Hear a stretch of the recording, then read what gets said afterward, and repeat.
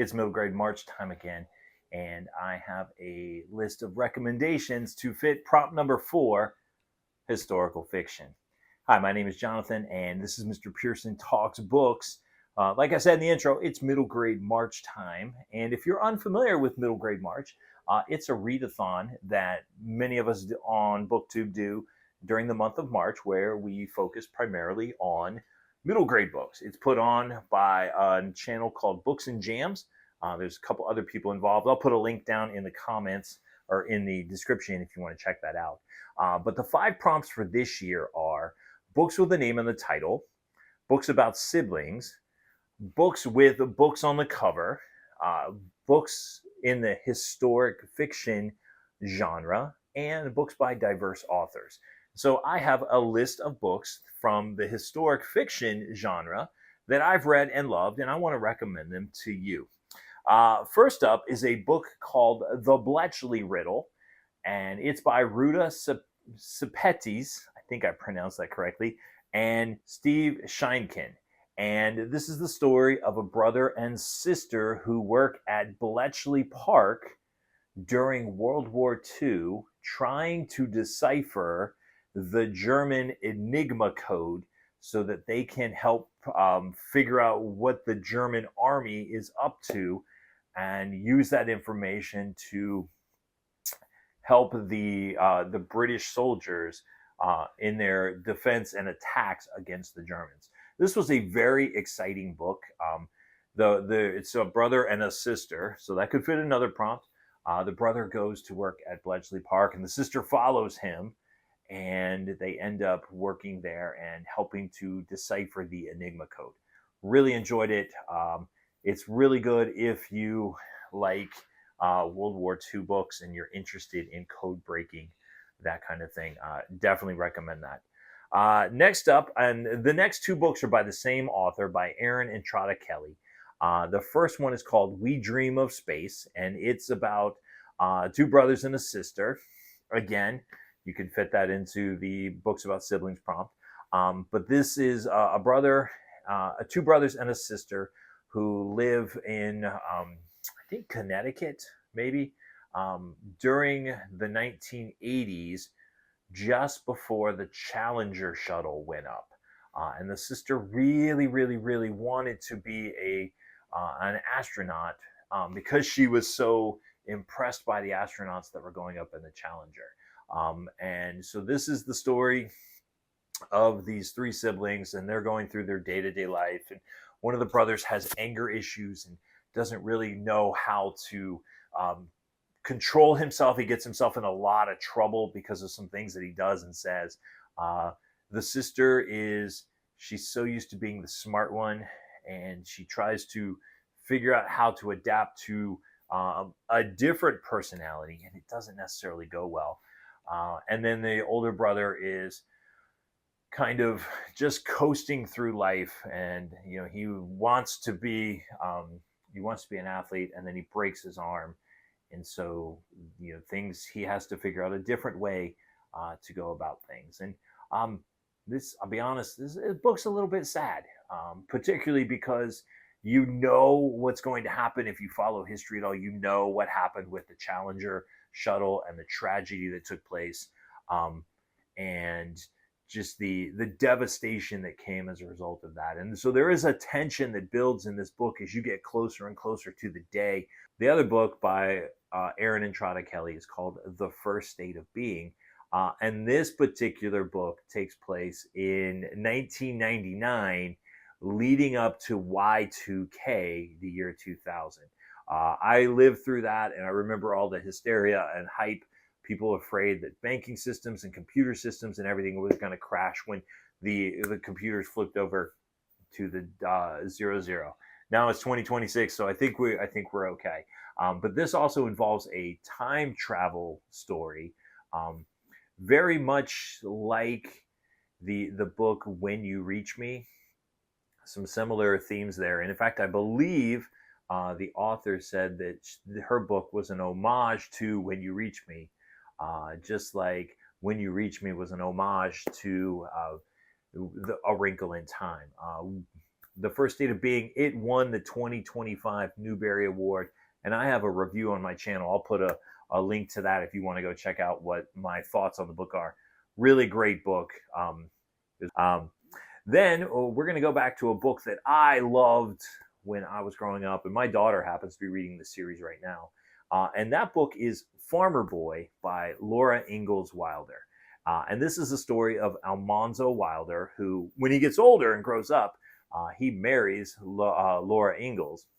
And then she wrote a story about him as he was a little boy growing up on a farm in New York. And this is just the story of everyday life, of what it was like to be a farm boy in New York, and how Almanzo wants nothing more than to raise horses. And you learn all about what it's like for harvesting and getting ice during that time when they didn't have refrigeration. How do they handle that? One of my favorite parts of the book is when Ma and Pa go away for the week. And so Almanzo and his brother and sisters are left at home. And Mother's one thing was, don't eat all the sugar. And you have to read the book to find out what happens.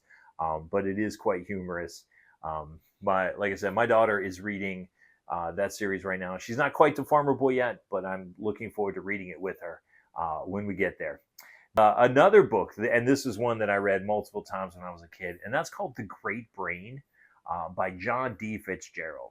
And this is a story of a boy named John, I believe they call him JD, John Dennis, who his brother Tom is known as the Great Brain because he uses his great brain to swindle people.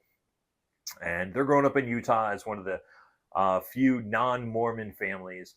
And it's all about what life was like growing up during this time, and how Tom uses his brain to get things, and how John tries to outsmart his brother from time to time, and it always fails miserably. It's the first in the series. So if you read this one and you like it, there are plenty of others to go along.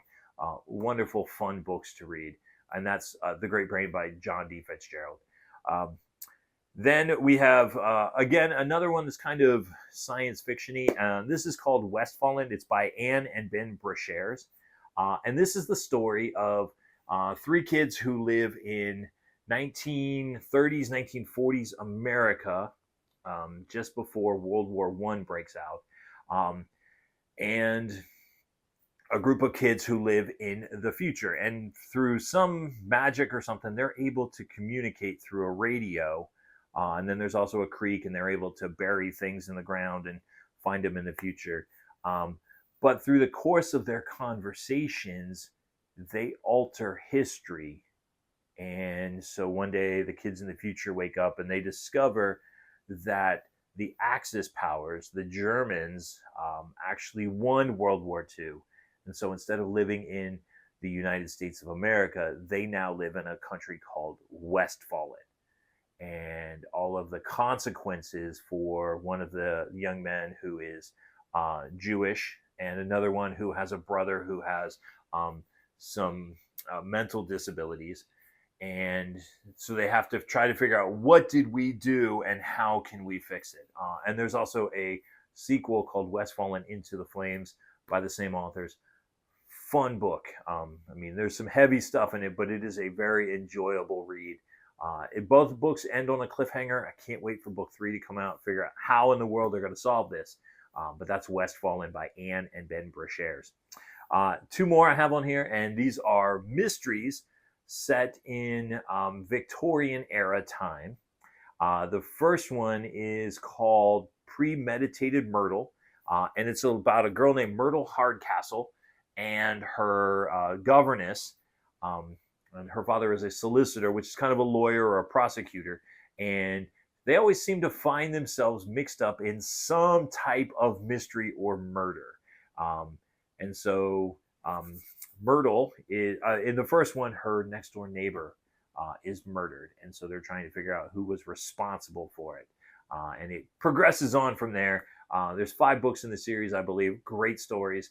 If you like Agatha Christie or that type of golden age mystery stories, you're really going to enjoy these books, Premeditated Myrtle, The Myrtle Hardcastle. Those are by, forgive me, I didn't tell you the author, Elizabeth C. Bunce. And all of these books that I'm recommending, I'm going to put a link to Amazon. If you want to if you want to purchase them, you can click on the links there, and that'll take you to, you can take a look at where they are there on Amazon. And then the last book on this list that I want to recommend is called The Body Under the Piano, and it's by Martha Jocelyn. And this is kind of a reimagining of Agatha Christie as a little girl, except this is Aggie Morton is her name, but she does have a friend named Hercule Poirot who comes to stay with her. And in the first one, she was going to her dance school, and when she got there, she discovered that the town crank, the lady who everybody in town had a reason to hate because of the way she acted, is dead, and her body is, as the title says, under the piano. And so now she's trying to figure out who is responsible for this murder and what they can do, because several people are being accused of this crime, and she's convinced that they are not responsible.